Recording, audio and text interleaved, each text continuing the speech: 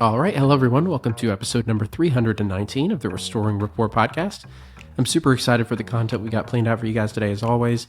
This is a podcast for young believers who are pursuing the goal of marriage and family and trying to get married as young as possible in a healthy way.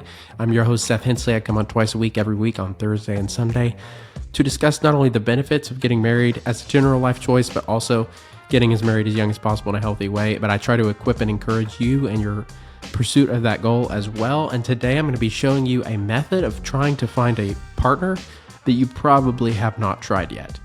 Okay, and when I was young, the dating world is really just crazy today. So when I was looking for a partner, I tried a lot of different ways, and I've done videos on the best ways that I found to find a spouse, and the one that ended up working for me. And so if you're interested in that, go check out that episode, and I'll try to link it in the show notes so you can find it, or put a little flag in YouTube for you to watch that video. But in this video, I'm not going to be showing you what I think is the best way to find a spouse, but I think it's a really interesting way to find a spouse, and it's a way of finding a spouse that arises from basically just a lack of other good ways to find a spouse. And so I think this is really interesting. Let's see kind of what goes on here. It's called a speed date, which you guys have all heard of speed dating, but this is a really unique and interesting way of doing a speed date. This video's got like 1.4 million views on the Nectar YouTube page, so it's a huge video. It's kind of like a social experiment, but not exactly. It's not a social experiment. It's a dating opportunity that's not standard. So let's watch this together, and I'm going to kind of talk about it and why it's so unique as we go through it.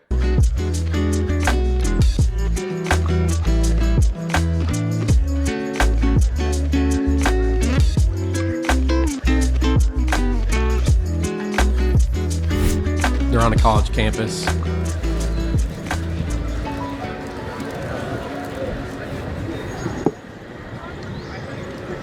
Hey, do you want to participate?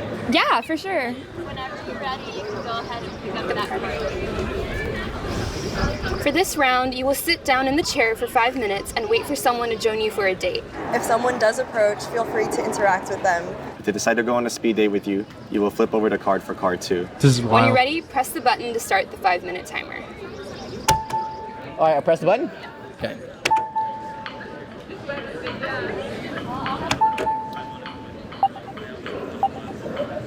Cool. So they are literally this is the craziest thing I've seen. They set up 2 chairs, and you can see they're sitting down a sign by the chair that says, sit down if you're single. This person is too. Basically, they're starting a timer and, giving some random person walking by the opportunity to come up and go on a 5-minute speed date with you. If the time elapses, presumably, you'll just move on and nobody that walked by would have been interested. But, in all likelihood, somebody in that big crowd is going to sit down because they either found you physically attractive, or they were curious about what was going on, or just something. That's going to create a way of actually meeting somebody in a potentially romantic context. So let's see kind of what this is. I think it's a really neat idea. Now, I don't think it will work for a couple reasons. Number one being literally anybody, like for example, right here. Let's say, a gay person just walked up and sat down here, and you have no control over who sits down at your table. And I don't even know if this girl is gay. And so it's just kind of like anybody will walk up. And that's why I don't think it will work. But it is an interesting idea, because the problem that this avoids is any type of awkward one-on-one approach, or any type, that the person who walks up to the table with you is already interested. And so it's just a really unique way of doing this, but very interesting. Let's see what else happens. Good, how are you? What's your name? Noah. Sorry? Noah, nice to meet you. I'm Isha. Have you done this before? No. Okay. This is my first time. Yeah, same.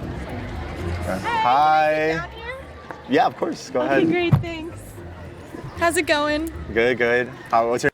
It also makes it awkward because, if you walk up to somebody sitting down there, what are they going to say? No, you can't sit down here. It creates a difficult way. It's very difficult to refuse somebody who's interested in you in this way of doing it. So that's another problem I think that there is with this method. And you also don't. You also don't know anything about the people that are walking up here because, like, you don't know what their religious beliefs are. You don't know what their worldview is on A, B, or C major issue. You're just kind of going in blind, which I don't think there's anything wrong with, but I don't think that these have a high likelihood of leading to a second date. I think they just have a high likelihood of facilitating a meeting and making one meeting happen. I don't think it's generally going to lead to more than that, but I could be wrong. It's nice to have someone to depend on and keep you warm at night. I don't know. I agree. This is like a very transitional period of our lives, and I'm like kind of want to just focus on that for a bit, but I wouldn't mind like going out on dates or getting to know people. I think the fun it's part. Exactly. Yeah. What action do you want to take but don't feel ready yet? I just met you. Yeah. Do you have an answer? I mean, I'm a senior, so I'm graduating next quarter. So I guess like graduation. Okay. Like I kind of need to like start being an adult, but Job. Yeah, but I don't know if I'm ready to be an adult yet. Yeah. How about you? Okay, that's a red flag. If somebody says they're not ready to be an adult, I don't know that you should be. I mean, I know being an adult's hard, but it's also really rewarding and comes with a lot of good stuff. So I don't know why you wouldn't want to enter that season. Now I know that sometimes there's a hesitancy, but I think in a dating relationship, you don't want to advertise the fact that you're hesitant to mature and grow up. I mean, Stole the name kind of at the time, and she named her daughter Jade.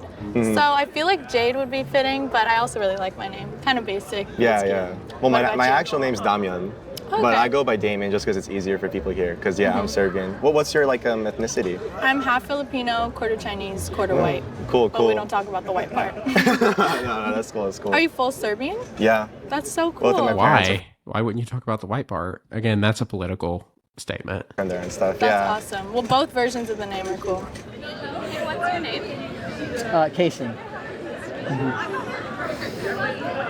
And another awkward thing about this is, look, like About that timer's counting down, and that's a long 5 minutes of waiting for somebody to sit down. I mean, that is an excruciating 5 minutes, I'm sure, because you feel like you're the subject of attention for this entire social square that they're doing this in.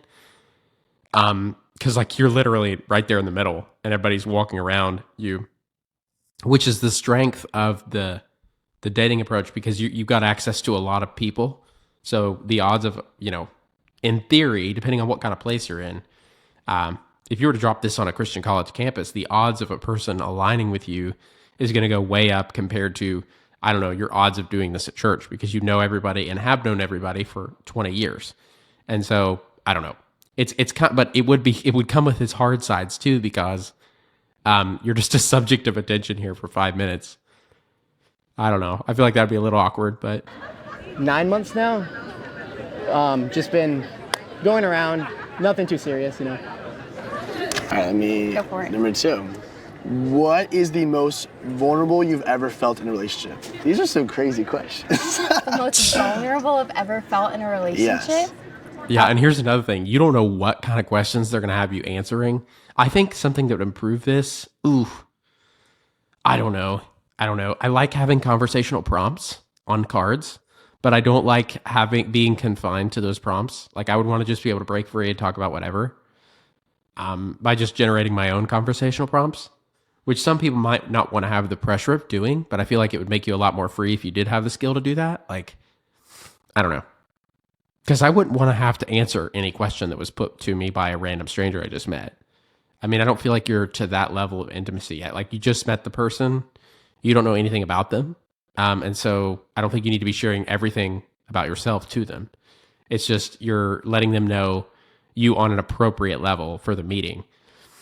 So I don't know how I feel about the cards, maybe, but I think this is a potentially interesting way of trying to meet somebody, going to wherever you go to college, sitting a chair down, and a table in the middle, 2 chairs and a table in the middle with a sign that says "Sit down if you're single," because I am too, and then just talking to whoever sit down. I think that is really, really interesting.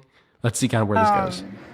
I would think like in my last relationship, like I was going through recruitment for like full-time positions, like when I was in that relationship, and then he already had a job.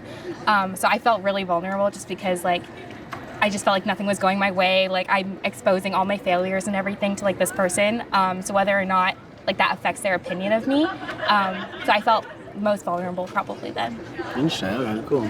Like when I'm introducing them to my family, even if it's like over FaceTime, I feel like my family is a very important part of my life. Letting them see that side of me was like, for me, vulnerable. Like if you meet my family, you're a pretty special person. So I think that was definitely for me. Yeah, makes sense. All right. Okay. Another weird thing about this is your whole day is on camera. Like if you actually have the boldness and the courage to do this on your own college campus or wherever, a big square of a lot of public activity is, just be prepared. And I wouldn't have cameras up and stuff because this is not, well, it just depends what you're wanting out of it, I guess. But again, you have no control over who's coming up to the seat. And I don't know, if you have it on camera, people will think you're doing it for different reasons, like you're trying to make a famous YouTube video that'll get 1 million views or whatever. But if you're actually trying to get to know somebody that way, again, there's no need for a camera because you don't want the whole thing to be on camera, I wouldn't think. And it would be cool if my wife's first date with me was on camera. I think like I would watch that a lot just to see how we interacted and stuff, but I wouldn't have, it's not feasible because you don't, it would be really cool if the camera wasn't there to create the awkward situation, but it is, so. What would be required for you to take back an ex who hurt you? Are you asking me? Yeah. I think if they show that they've got to have some kind of sign up that, like, how does this guy know that this guy's gay? Like, I don't know. That's what's blowing my mind. I'm just envisioning if you set this table up and you're not gay and you're a man and a man walks up to have this speed date with you, I'm like, wait, how does he even know? Like, it would create a hugely awkward social scenario. So maybe they have a sign up in this social experiment where they're like telling you if the participant is gay or not. I don't know, but I just can't imagine. That's another really big weakness I see with this dating approach. But I think it's super entertaining and funny to watch. And I think it's an interesting idea if you made some major changes to it. It's like, no matter what. I like living like multiple lives. Okay. So I wouldn't return to something that I've already lived. Multiple lives, yeah. What do you mean by that? I feel like changing up scenery, changing up groups of people. Okay. Like I have consistent people in my life, but I feel like I read this thing or like saw this like TikTok. It was like, do whatever excites you the most because that's like how you'll get the most out of life. And I've been like living like that for a while. I like that a lot. Yeah, that's cool. Time's up. Okay, so I think, can we read part 3? Part 3. Okay. We made it to the end of the first round. If you would like to extend the date for another 5 minutes to get to know your partner better, please press the button. If you both press the buttons, your time will be extended for another 5 minutes. If you do not wish to continue the date, you will say goodbye and leave now. On the count of 3, make your decision. I forget your name, I'm sorry. Nasir? Nasir, Yes, got it. What's your name? Lauren. So I'm curious, this is an off-brand question. Okay. How do you feel about roller coasters? What's weird about this date too is the person that goes first, the person that sits down first, is in a way more vulnerable position because they're agreeing to go on a speed date with somebody that they have not seen. The person who sits down after somebody's already sat down is agreeing to go on a speed date for 5 minutes with somebody that they have seen. So that's way less of a risk because they actually, you always know that the person who sits down second finds the person who sat down first physically attractive because they wouldn't have sat down. All you have to know about somebody is kind of about their worldview and their character and personality. At a first meeting like this, before you say hello, is based on how they present themselves and their appearance. So, I mean, you already know that there already has to be some interest for the people who sit down second because they see the person and they go, man, yeah, I want to go on a 5-minute speed date with that guy or that girl. Whereas the person who sat down first, oh gosh, anybody could come up and sit down with them. I mean, that's the scary part. I feel like you're in a way more vulnerable situation with that, like because like anybody could walk up to you. You know, for a while I wanted to go to Six Flags, but then I don't really like the feeling of like my stomach going from my brain to my ass. Come on. I agree. It's definitely sketchy, but for me, I love roller coasters. Like I almost can't do Disneyland because Disneyland is like not that big of a roller coaster. Yeah. So have you never been to Six Flags? Or? Mm-mm. Well, you don't know. It looks scary. I do like roller coasters, like those ones. Just like they're pretty scary looking to me. That's fair. Yeah. That's fair. Oh man, these guys made it 2.5 minutes and nobody sat down. That would be another just hard thing. Like, what is the most important letter anyone has ever written to you, and why? I'm a backpacker, so I love traveling. And so it's not a letter that I've received, but I write a lot of postcards. And so me and my friend like to send each other cool postcards. I sent her like a wooden one once. It's actually harder and harder to find stamps because like nobody's sending things via snail mail. Right. So yeah, I'm a big fan of postcards. That's cute. I like that. A good letter that you've received. Ooh. UCLA acceptance now. Honestly, my mom sent me a Valentine's Day card and that was so cute. Aww. Like it was kind of, I did not expect it at all. I got excited because I thought I had a secret admirer for a second. And I was like, oh, it's my mom. But yeah, it's okay. Your biggest supporter. Exactly. Okay. What emotion? I am still not over that thing. They have to have some kind of sign up, or the person who agrees to participate in this 5-minute speed date has to say if they're straight or not. Because how in the world would that would just create such an awkward situation for the person who sat down first if a gay person walked up to them and they were straight. Like I'm just, that blows my mind. Like how would you fix that? You can't. Oh man, I think at that point, I don't know. Like there's got to be. That's I think maybe the biggest.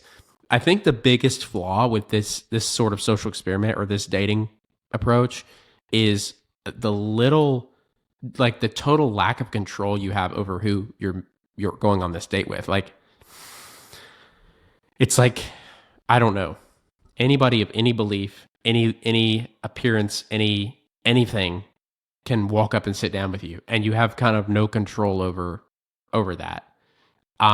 I think that because like you don't even know if you're going to like this person or not, but they're sitting down with you to go on a date with you, which I guess it is just a date, I suppose. It's just a first meeting, a 5-minute conversation. I just think there are better ways. Again, if your goal is to get married, there are better ways to do it. Because like the way I would suggest, just to go on a little bit of a tangent, rabbit trail side note here, is I think you should social media network online. I don't know. It's a huge percentage of people who are finding their spouse online nowadays. That's how I found my wife, but it's also how like 80. I don't know. I don't want to give you a number. I saw an infographic on Instagram about this the other day, but I don't remember the exact stats, so I'm not going to kind of regurgitate them falsely. But a huge percentage of people are finding their spouse online today. So I think you should go on your social media feed or your friends list. Make a list of all the people on your list that you would trust to facilitate and matchmake for you, facilitate a meeting with another person and matchmake for you.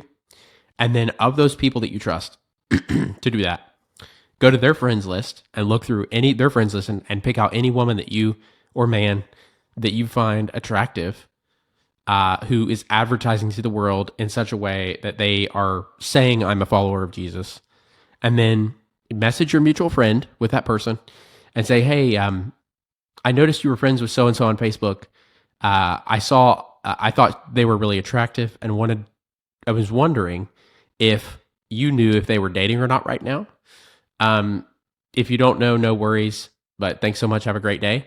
And then your mutual friend is probably going to either facilitate a meeting with you or let you know kind of where that person stands on dating. And that your mutual friend is probably also going to show that person that you're interested in a picture of you and say, hey, this guy just reached out to me and is curious about whether you're dating or not. And then you have a character reference this way too, because your mutual friend can say, he's a really great guy. I've known him since, however long. He's always treated me and the people he knows really well. Super solid guy. And so you have a character reference that way. You don't have to basically approach this date blind. Or even try to like convince this girl you're interested in that you're a good person and that she's safe to go out with you because you have a friend to do it for you. So I think that's the best way to find a spouse in the modern world today. And it also prevents the girl from having to turn you down to your face. Like, look at this situation right here. In this situation, you have one person sitting down in this chair. He sat down first, I think. She walked up to him. So we know she's interested, right? She's definitely interested in this guy, at least in appearance-wise and the way he presents himself. Like, something about him, even though she's never met him before, said to her that she would be interested in knowing this guy. So she sat down. We know she's interested. This guy, we have no idea what he's feeling right now. We have no idea if he's interested in her or not. Now, we can bring our prior knowledge and like just brains to the table here and guess. Like, I know that men swipe right on like 50% of the women they see on Tinder. So he does have like a 1 in 2 chance of being interested in this woman, just based on appearances, not taking into account her religious perspectives or worldviews or personality or anything like that. But still, you don't know. Okay, we know this girl is. We don't know this guy is. In the way I'm proposing, where you go online and you basically find mutual friends to set you up on dates. You have a character reference who can tell you, who can just make both sides know that good people are involved in this date. And you also know if the other person is interested in you physically, and you don't make her turn you down to your face. Like in this situation, the only way, let's say he doesn't like her. The only way he could get out of this date is by basically telling her, no, you can't sit down, which is just wild. I mean, imagine somebody being brave enough to come up to you in a social situation like this, and not only do you reject them in front of like 70 people in this courtyard square with you, but you also like just crush them, and you have no way of escaping the date without doing that. So I think this can trap the person who sits down first really, really easy. But let's move on and see kind of how this fleshes out. Do you feel walking into your childhood home? Man. That's so hard. Do you want to go first? My childhood home is still like where I go home to, and it's just my grandparents now. I grew up with my grandparents, and then my mom like recently moved out and she lives with her boyfriend now. So when I go there, I guess I feel kind of just not only nostalgic, obviously, but just like it feels a little bit empty. Like it used to be like a loud, big place, and now it's like a little bit quieter. But it just feels like growing up. Yeah. Hey, before we go, would you mind adding me on the Nectar app? Oh yeah, I got you. Here's my username. Look, we're 89% compatible. Oh my god, bro. It's meant to be. It's meant to be. Is that okay? Yeah, we locked in. That was really All right. When was the last time someone told you, you've changed? What did you assume they meant, and how did it make you feel? Oh. Wow. Do you have an answer? Somebody told me when I was back home, they told me I got taller. So they told me I like changed physically. Yeah, real. Okay. I don't think anyone's ever told me that I've, how much time we got, by the way? In a negative way. Yeah, I was just checking.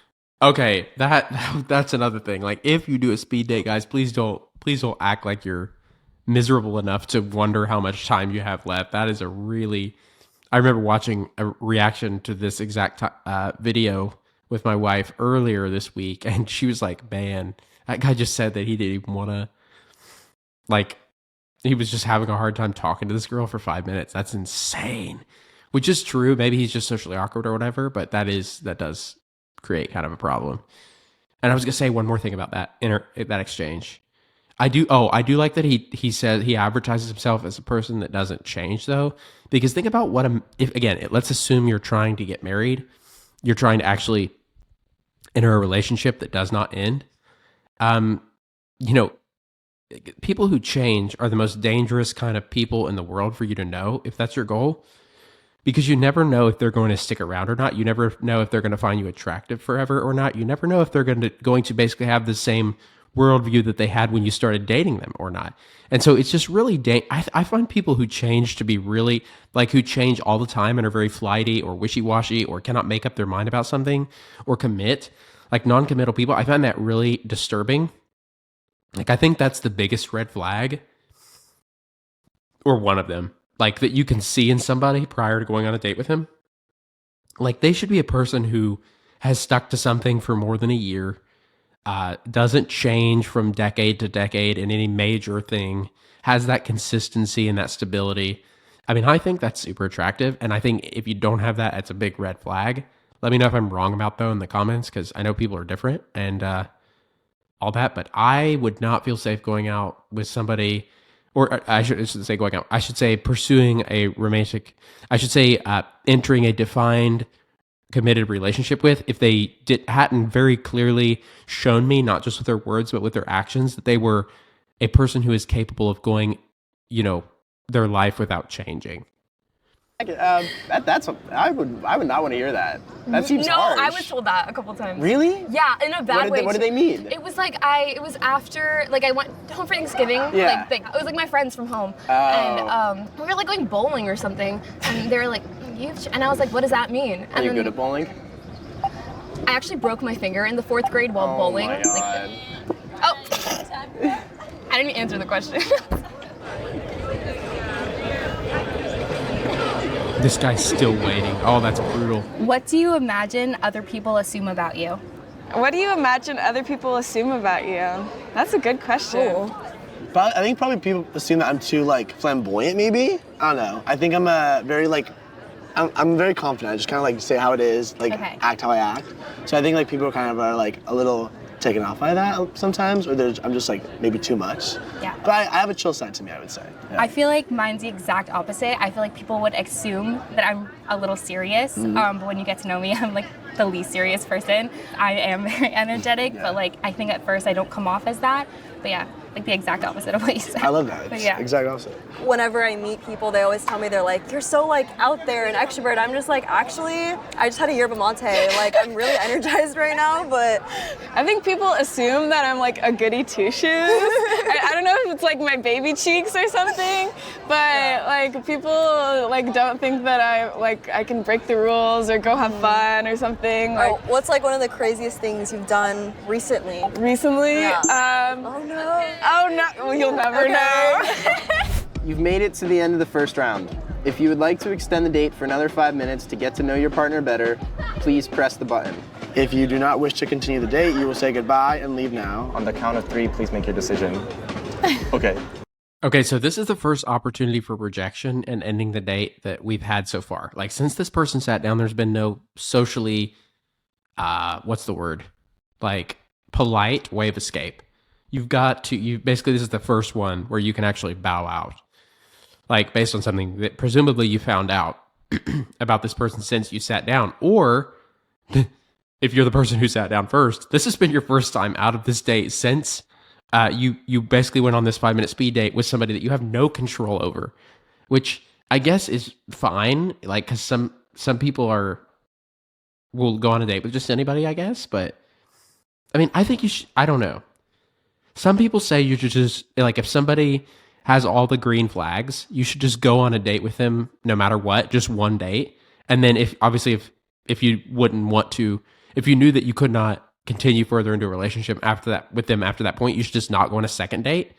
But I don't even know if you should have to go on a first date. If you know that you would not want to enter a relationship with that person, a committed relationship with that person that would last forever. I don't see a reason, if you knew that wasn't going to happen, I don't even see the need to go on a first date. Now, some people might be different than me on that. Let me know what you guys think in the comments. Do you think you should, while you're watching this video, just type, do you think you should always go on a first date with somebody assuming they show green flags and not red flags? Or do you think that you shouldn't go on a first date with somebody even if they have all the green flags, if you know that you are not going to move into a defined and committed relationship with that person? Because that's just personally what I think. I don't know. Yeah. Let's go. Ready? 1, 2, 3. Yeah.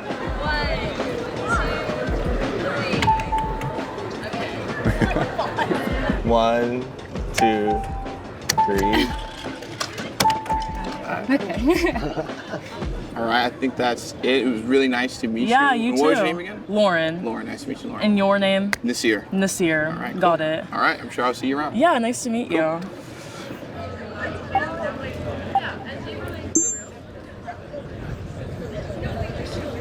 I'm a little bit confused. That guy still has not had somebody sit down. That's rough. I'm a little bit confused as to why Nasir there literally did not continue the conversation when the only thing I remember them talking about was whether or not the girl he sat down with likes roller coasters. I don't know why that's a reason to end a date. Especially if you so boldly walked up to this woman and basically let her and everyone in the courtyard know that you're attracted to her for whatever reason, A, B, or C. and then you just dip because she says she doesn't like roller coasters. That really confuses me. I'm like, what? Was he just doing that on a dare? Did somebody just like say, hey, man, you should go over there and sit down in that chair and talk to that girl? Or like, that's what it makes me think, because like, why would you bail in the first round? If you were interested in her in the first place, why would you bail in the first round just because she said she didn't like roller coasters? That confuses me to no end. Was that maybe I'm misremembering something here and they talked about something other than that, but that's the only thing I remember them talking about in that round. Can I give you this? Sure. Have you ever gone through something upsetting or painful that you later viewed as a blessing? So last year on April Fool's Day, I had some friends who called me up. One of my friends was like panicking, and she was like, it's Jordan, he separated his shoulder, he like, you know, got it out of its socket. You need to run down here now. He's thriving in pain, he can't respond. I was like, yep, I'll be down there. Have you called emergency stuff? They're like, we don't know if he wants an ambulance to come. We don't know if he can do that. So I get down there and it was an April Fool's Day prank, right? But what happened was, I knew, because we've talked about these kinds of things, that he probably would have wanted an ambulance because it was going to have to go that way since it was so bad. So the ambulance still showed up, and it caused a lot of drama in our friend group. But long story short, what ended up happening is it kind of broke the friendships of everyone. It broke apart everything. Oh my gosh. But I view it as a blessing because I learned more about who I was hanging out with, what I value in friends, who I want to be around. It worked. Dude, that is so hard, man. And then that guy just had to, he didn't get somebody to sit down with him. That's rough. All right, so I guess we... Challenge card? Okay. Oh, no. What? Hold hands while you tell each other about your first crush. Ooh, that's rough. Oh, Lord. Like, see, this is you could see the reaction there. This is the kind of thing I don't know that I would want to be in that card stack. Like, you should have the option to just skip the card and go to the next one. Because, like, you don't want to make the person, especially if you're the guy in this relationship, you don't want to make a girl do this. Like, this is not, I can't imagine that. Okay. I don't think my wife on our first date would have liked it if I put her in a situation where she was forced to answer questions that were too personal for the stage that we were in our relationship. And so don't put the person that you're with in this kind of situation by I don't know, if you have scripted cards or whatever, like there are conversation card games that you can do for dates nowadays, which I think are cool, but like, you don't have to ask them all. Like, you could skip them, man. Like I love the card date game ideas, but you don't have to ask them all. Like actual crush? That's what it says. Okay, how are we doing this? All Okay, right. yeah, this is cool. You go first. Okay, wait, like this is weird though. It is Too weird. late. Yeah. Like, can it be a celebrity crush? Is that fine? I don't know. Is It that says chill? first crush. Okay. When I was like 8, I went to like the dentist. I mean, Yeah? actually I went before that. I don't know. I'm sure you went before that, yeah? Yeah. And they had like a TV playing, like playing a movie, and it was like Curious George the movie. Yeah? No, not the guy with the, The man in the yellow hat No, was my first crush. dude. Yeah. Oh, Lord. It's my first crush. He was like tall and he looked like a banana. I loved Curious George so much when I was a kid, and The Man in the Yellow Hat. That was like my favorite, children's book. We had a Curious George book that was literally like 2 inches thick. Just stories about Curious George and The Man in the Yellow Hat. So that's so funny that she must be kind of my generation, I guess, that grew up on Curious George. Now they have a cartoon or a TV show, which they may have had back when I was a kid, but I don't remember it because I don't think it was, well, we didn't have TV for one thing, so that's probably why I didn't see it. Or that was a newer thing that was based on the book. But I loved it so much that I think that was my 6th birthday, was a Curious George and The Man in the Yellow Hat, yellow everywhere, monkeys everywhere birthday. Okay, we have another 5 minutes. Okay, I have a question. Yeah. Oh wait, no, I want you to answer the last question because I'm curious. What's like the craziest thing you've done recently? I got my nipples pierced for the second time. They did not want to stay, and I refused. And I was like, I'm gonna get them done again because it's worth it to me. I think they look so hot, and that's like another thing that I'm doing to kind of like break the good girl image. So that's a crazy thing that I've done recently. Well, and now the internet knows. Now everyone knows, and that's okay. That's okay. Yeah. I'll read the challenge card then. Okay, go ahead. Oh, I'm so excited. Okay, FaceTime the other person's mom. Can I FaceTime your mom? My mom is dead. Oh no, I'm so sorry. Yeah, but I'm really sorry. I would love to. Yeah. I'm sorry about that. This is another problem with conversational prompts. Like, if you got to be really, I don't know, man. Like, he handled it really well, but like, she feels like trash right now too. Like, this whole interaction is just hard. It's just really hard. But they seem to both just be having fun with it. But again, I don't think this is a way. Like, it's a super interesting idea to have two people sit down for a 5-minute date based on nothing more than physical attraction and just talk for 5 minutes. And to have the opportunity for them to do that date impromptu and spontaneous with no planning or setup or anything like that, like, that's a fascinating idea. But I think there are problems with it. Let's go over all the problems that we've talked about so far. Like, if you were to actually try this, number one, the cameras. You don't want to just tape, because again, that makes the goal of the speed date not getting to know somebody, but it makes it about like making money on YouTube or making or clickbait or something like that. It makes a production instead of a conversation.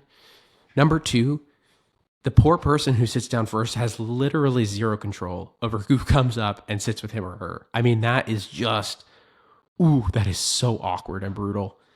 Like, here's what I imagine in this social situation where this is happening. I imagine this guy right here, was literally sitting on the sidelines waiting for somebody to sit down first for like 30 minutes before he just ended up deciding, yeah, I'm going to go do it. Because you don't want to be the guy that sits down first, because then anybody can walk up to you. You don't want to be the girl that sits down first, because then anybody can walk up to you. And yes, you might think, well, it's just meeting somebody. But again, if it were just meeting somebody and having a conversation with them, the prompt would say that. The prompt doesn't say that. The cards, the way they're advertising these on the signs, is it says, if you're single, sit down. So that presumes that this is a date. That assumes that this is a date. It lets everyone know this is a date. And so I personally don't think you should go on dates with just anybody, assuming, even if like they're a healthy person exhibiting green flags, even if they're, a solid believer in Jesus Christ and have a great worldview and have just put a ton of work into their relationship with the Lord and are constantly serving other people and have just all these good things. It's like, you don't have to go on a date with them. I don't even think you should go on a date with them just because they have those good things. Like, you've got to have that physical attraction there. You've got to have that, that it's got to be more than a friendship, because one of the only things that's unique about romantic relationship outside of, is that it is between a man and a woman who have feelings of loving affection, sexual attraction, romantic attraction for each other. Like, if you remove those things, it's just like a friendship, even if it's a committed friendship, it's still just a friendship. And so, yeah, I think that poor person who sits down first, like, you're just so vulnerable to just anybody walking up to you for a date. I would personally not like that. Let me know if you guys disagree, if you would like that. But for me personally, that would be really hard. And then the final weakness, one of the final weaknesses that I think this date has, is there's no way of turning somebody down outside of like just basically bold face, like rejecting them to their face in front of like 60 people, which would be so hard for both parties involved. Like, oh, that'd be so hard. And I know you just met him, but still it's not, I'm a people pleaser. And I know that has its ups and downs, but like, I would just not like turning somebody down to their face in front of 80 people. It would make me feel bad, and I would feel like I was making them feel bad. And so you're just kind of stuck in that way too. But this is, I don't want to like undermine this. Like, this is a really interesting way of meeting people of the opposite sex. And, I think another problem with it, the final problem with it, I think, is it doesn't account for people who have homosexual attractions, because, and that's what I should have been saying instead of gay throughout this video, because I just out of personal conviction, I think that's a better way of describing that type of person. And so, because like, and it doesn't take that into consideration, because you can have a person who is looking to marry a woman, if he sits down, and then because you're on, let's say, a college campus, and there's a lot of people from differing backgrounds there, you could have somebody come up to you for the date who is very clearly not, either in alignment with scripture or your religious beliefs or your attractions. And then you're forced to either turn them down to their face or sit with them for a 5-minute date, which I think would be equally just devastating for both parties involved. Like, 'cause it's, so I feel like this leaves just kind of both sides vulnerable. And again, if it were just a conversation, if they were framing this as a conversation, like come up for a 5-minute conversation with a random stranger, like I would have no problem with this, zero problem with this. Like I think this would be a great thing to do anywhere, on a college campus, in Walmart, literally in a public square, literally anywhere. But if you're framing it as a date, that is a lot more personal. And so that's another problem that I see with this format. But it was a really interesting format. I was glad to review this video. Let me know what you guys thought of this video through the link in the show notes. If you want to see the rest of how this video went, then click on the link in the show notes as well, and you can watch the rest of the video for yourself. Tell me what you thought of it in the comments section on YouTube or on your podcast platform. Try to give us a 5-star rating if you enjoy what we're producing, and write a review. Just say, like, love the content or something. It doesn't have to be something super creative. It just boosts us on the Spotify and Apple Podcast algorithm. So I would appreciate that. You can also follow us, reach out to us, and send us a personalized audio voice message on Facebook and Instagram. That's the way I love to hear from you guys most. It feels more like a personal exchange. That way makes this podcasting system two-way, and I love that more than a comment or a private message. So if you feel so inclined or led by the Holy Spirit, please do that for me. Just send me that voice message. Let me know kind of what brought you to the show, what helped you about the content that we're producing, and what you enjoy about the content we're producing, and how we could better make that content. So thank you guys so much for considering that, and I will talk to you all next time.